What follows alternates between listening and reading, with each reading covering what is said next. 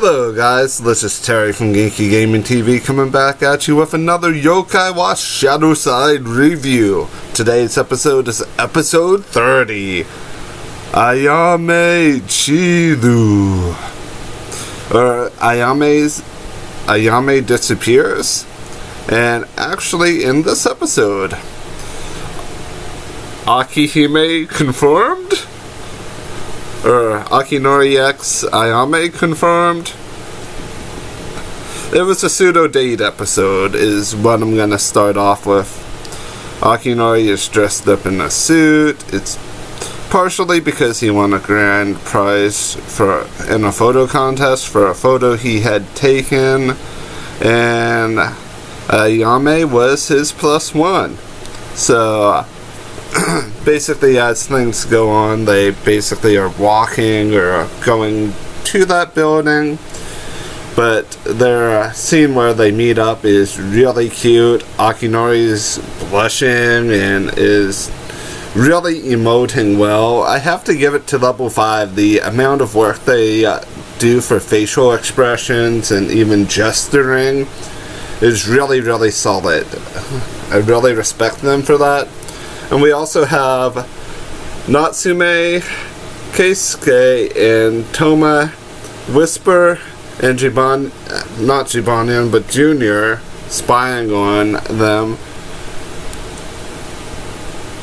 And it's just really cute that their friends basically were spying and following them.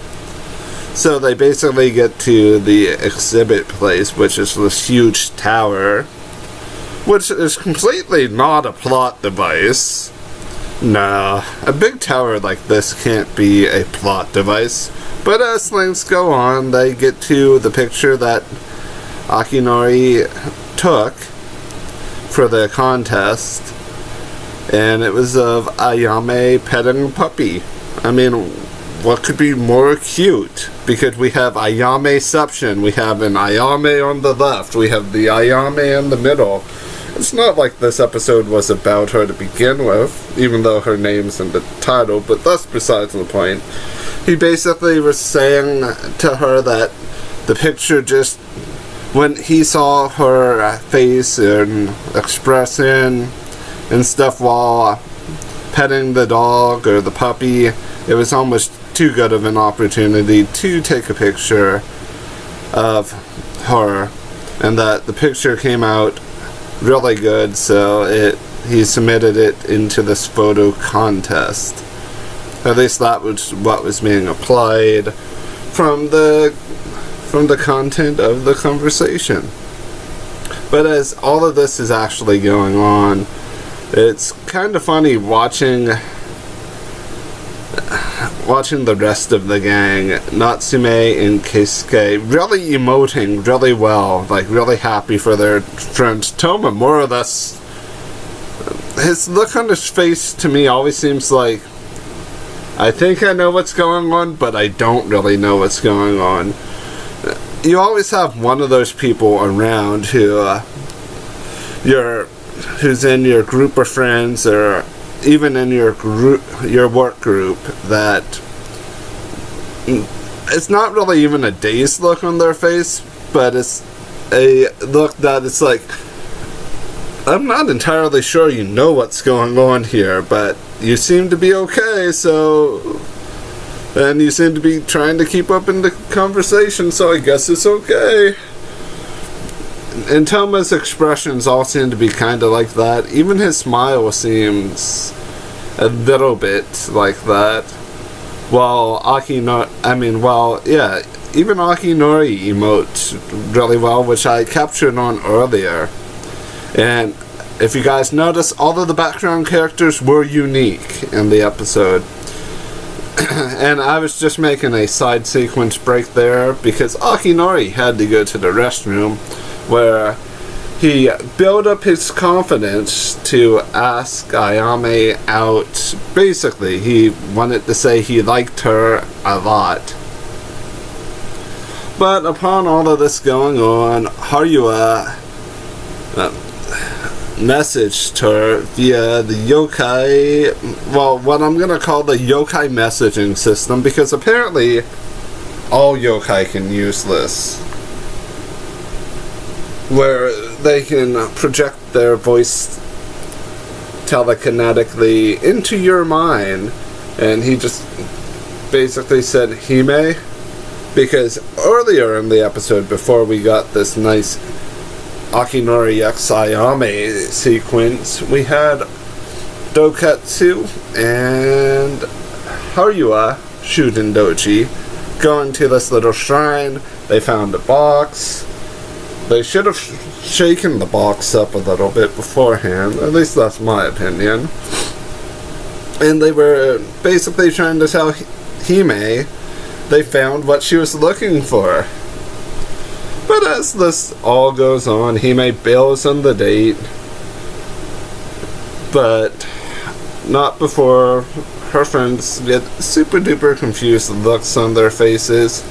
And I also learned a new Japanese word from this episode, uki uki, cheerful and high spirits.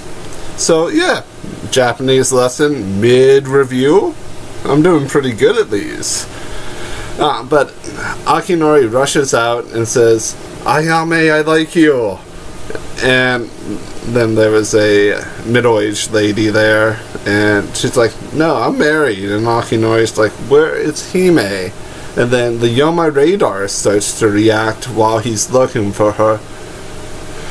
But while he's looking, and while the rest of our detective agency is looking, we have a scene with Haruya, Doketsu, and Hime. And they give Hime the box, which has a skull in it. Wilson! But not really a Wilson moment. She begins sucking the spirit of the skull, or the condensed shadow energy, or dark yokai energy. I'm still trying to distinguish what exactly it was. I mean, in theory, this skull could be one of many things. And even in retrospect, in modern video games, Gul'dan's skull, or Gul'dan from World of Warcraft, who is a warlock, he has a skull of a demon with him. And even in Hearthstone, his special weapon is a skull that allows you to summon demons. So, I mean, the context is different in that situation, but characters using skulls, that's been around for a while. And we'll do a little bit of research on the skull itself later on, and I'll get back to you, most likely in the episode where the detective agency clashes with the Gumo again. Because basically what happened is Hime sucked out all of the shadowy energy, and she became a spider woman, a Gumo. And in Japanese mythology, these were not people you wanted to mess with. These were not people that could be trusted. They just basically wanted to suck the life force out of all humans, and they used their silk-like thread to do that. And this also kind of explains why Ayame's hair, while in Shadow Ayame mode, kind of floats there. It's like the silk little strands of silk are waving in the wind, projecting her hair to be kind of like it's parallel at the sides, rather than just kind of flowing down normally. So, stuff gets out of hand because Gumo goes crazy, and I thought she was going to be using Ayame as a puppet, which she doesn't. Well, Ayame kind of was a puppet this entire time, but that's besides the point. So everyone gets down to this boiler room-like area, and Natsume realizes, hey, I know these two other people from school. It's not like they're evil or anything like that. So basically what happens is Doketsu tries to defend Haruya and tries to fight the Joroguma. He basically tries to tell the Yokai Detective Agency, like everyone, to leave, that he has this underhand, but she quickly smites him. Haruya, getting ready to partially go Shudendoji, gets ready to attack, but he steps on a thread, triggering the Jorogumo's trap card, cocooning him in Doketsu in spider thread, or in a spider's web. Then she does a special attack, creating silk-like claws that latch on and begins to suck their energy away like a siphon, or like the... It's almost as if like an alien face eater creature like latches onto them and just starts to pump the energy out of them. But as this is going on, Natsume summons Jibanyan ShadowSide. Jibanyan ShadowSide gets his leg wrapped in the silk and is tossed into the wall, basically. Then Fudomio Raikinkin, or whatever the top Fudomio form is. Let me double check the name. No, they just have it listed here. Fudomio 10. Tries to clash with the Joroguma, even trying to do his special finishing slash. But the Joroguma blocks with a web shield. And then Fudomio and Joroguma's fight goes on about another 20 seconds before he is thrown against the wall as well and goes back to Toma mode. Akinori does not get a chance to fight, but he's trying to get Hime out of there. But with the help of Jibanyan and Michi, who tries to I-beam Joroguma, and she's like, what's an I-beam? Or what's a Michi beam? Michi being astonished that it does nothing. So they bail on the situation. They grab up the kids, Michi and Jibanyan, and they just jump right on out of there once Joroguma starts going crazy. And they basically retreat, but as they're retreating, the tower that the art gala was at becomes consumed by webs, and the people who are there are basically slowly being drained of their life force, because basically what's going on is the silk-like threads are being embedded into them, slowly siphoning their energy away. And I guess instead of saying Joroguma, I should be saying Arachnia. I mean, I guess, but that's what she is. She's a Jorogumo. But this all kind of comes to a close when they get back. Akinori's grandmother slightly knows what's going on, explains the situation about why Hime has the web on her neck, and gives a little bit of backstory about how the Jorogumos were originally defeated. So, yeah, she kind of brings the story to a near close, and then Doketsu uses the yokai telepathy system to communicate with them, saying, hey, there's another sword out there, and you guys should probably go get it, because neither Fudomio, nor Suzaku, nor I, the great and powerful Doketsu, is able to defeat this monstrosity.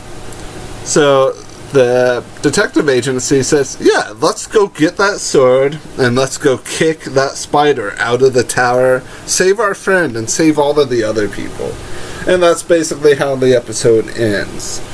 I got a wee bit of a theory here, guys. Doketsu and Haruya, they could potentially become allies, maybe. Because we have the whole season thing with Haruya, Akinori, Natsume, and Toma. Also, Doketsu is one of the swords that Toma basically needs, but I wonder if Doketsu, Fudomio, Suzaku, if they all can exist in their own existence without having Toma transform into them. And maybe it just goes deeper than that, that we know that Haruya is not the final in-game boss in the scenario, because normally Yokai Watch series run a lot of episodes in general, because the games are pretty lengthy, and even the movies feel a little lengthy in a good way, where it's like, oh wow, an hour and a half disappeared without me even knowing it, but it was an hour and a half. You guys get where I'm coming from. But that's it for the episode. I do appreciate everyone's support for the review series here, and I hope you all have a wonderful morning, afternoon, and or evening, and I hope everything is going good for you. Bye for now.